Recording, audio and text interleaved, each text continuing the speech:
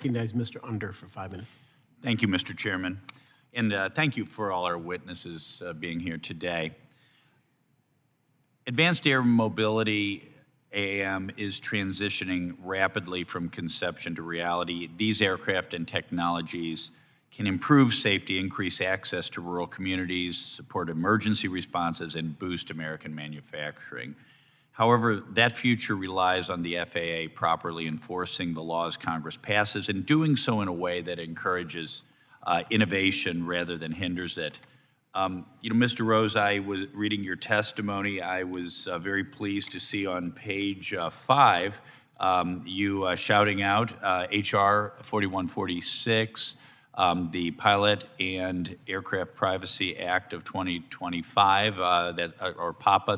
That is my bill, which you said provides robust privacy protection to ensure ADS-B data is used only for air traffic and safety purposes. Exactly the point of the bill. If ADS-B is being used by, I'll say, bad actors to, monetize airport landing fees, that's going to discourage folks from employing ADS-B, adopting ADS-B in the first place, or using it, turning it off if they're not.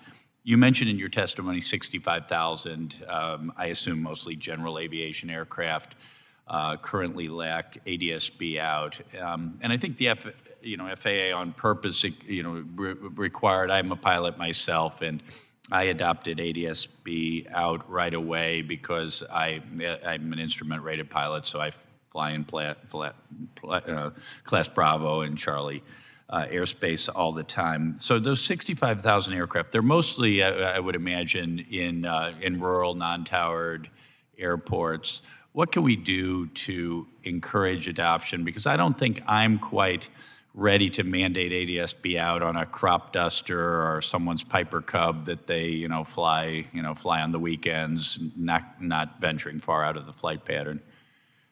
I think this is a great topic. Thanks for bringing attention to this. Thank you. I think it's very unfortunate that ADS-B in 2025 is not more broadly adopted across the United States.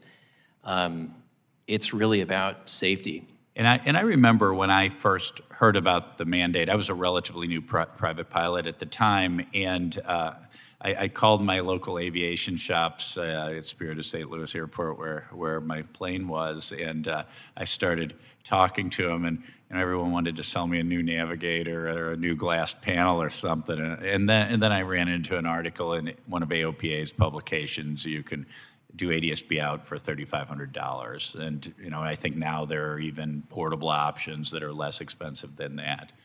I mean, that's it. It's about privacy and it's about cost, and also what ADS-B could potentially be used for. And I don't think it should be used for fee collections. It should be used primarily for safety and collision avoidance and situational awareness in the cockpit. I think it's very unfortunate the conversation has shifted more towards fee collections. I'm very. Yeah, it reminds me of red light cameras, which was an issue in Missouri for a while. You also mentioned, Mr. Rose, that the FAA has been developing ACAS-X since 2008, but progress remains delayed. What is the main bottleneck there at the FAA, and how might we accelerate the deployment? Well, it's two things. It's industry and the FAA. So the industry, I think, except with the exception of Reliable Robotics, I think has failed to bring this technology to market quickly. Okay. That's our radar that we're developing in-house, which will be the first commercially developed electronic scanned array antenna radar.